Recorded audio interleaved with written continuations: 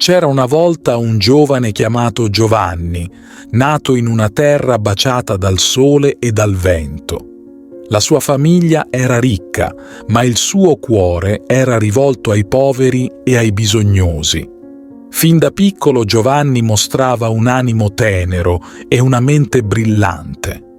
Studiava con passione, ma ciò che davvero lo rendeva speciale era la sua capacità di sentire il dolore degli altri come fosse il proprio. Da ragazzo andò a studiare in una grande città, dove imparò molte cose sulla fede e sulla vita. Diventò un uomo saggio, tanto che tutti lo ammiravano. Ma ciò che colpì di più un importante uomo di chiesa fu la sua bontà. Giovanni non cercava ricchezze o gloria, desiderava solo servire Dio e aiutare chi soffriva. Fu così che divenne sacerdote. Un giorno, mentre celebrava la sua prima messa, accadde qualcosa di straordinario. Al momento più sacro, davanti a lui apparve una visione luminosa, un angelo vestito di bianco, con una croce dai colori rosso e azzurro sul petto.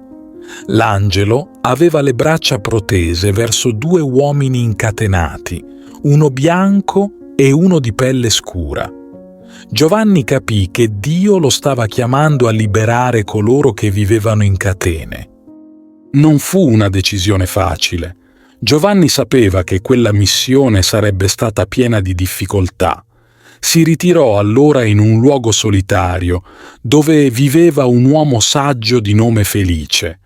Insieme trascorsero anni pregando e cercando forza nel silenzio. Un giorno, mentre erano seduti accanto a una fonte, videro un cervo maestoso avvicinarsi. Tra le sue corna brillava una croce degli stessi colori che Giovanni aveva visto nella sua visione. Felice comprese che era un segno divino e decise di unirsi a Giovanni. I due amici si recarono a Roma per chiedere aiuto al Papa, che ascoltò con attenzione la loro storia.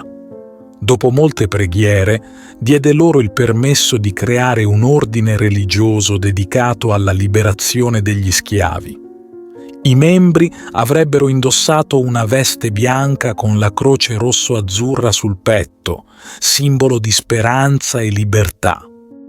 Con il cuore pieno di coraggio, Giovanni iniziò la sua opera. Viaggiò in terre lontane, attraversò mari e deserti, affrontò pericoli e fatiche.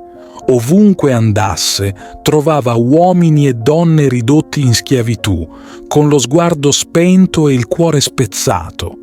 Con l'aiuto di Dio e delle sue preghiere, riuscì a liberarli. Alcuni lo abbracciavano piangendo, altri non trovavano parole per esprimere la loro gratitudine. Ogni volta Giovanni sentiva crescere dentro di sé una gioia profonda, sapendo di aver ridato speranza a chi l'aveva perduta. Nonostante la fatica, Giovanni non si fermava mai. Il suo corpo si indeboliva, ma il suo spirito restava forte. Quando tornò a Roma, fu accolto dai suoi fratelli con amore. Sentiva che il suo tempo su questa terra stava per finire, ma non aveva paura. Si affidò alle braccia di chi lo amava e chiuse gli occhi con un sorriso, sapendo di aver servito il suo Signore e i suoi fratelli fino alla fine. La sua vita rimase un esempio di umiltà e amore. Ancora oggi il suo nome è ricordato come quello di un uomo che non temeva nulla, perché aveva un cuore pieno di fede e il desiderio di rendere il mondo un luogo migliore. Giovanni insegnò che non c'è missione troppo grande quando è guidata dall'amore. Ti invito calorosamente a iscriverti al nostro canale per darci supporto e permetterci di continuare a creare nuovi video che condividono storie ed esperienze ispiratrici. La tua iscrizione è un prezioso sostegno che ci motiva a condividere più contenuti di valore e a diffondere messaggi di speranza, fede e crescita personale. Grazie di cuore.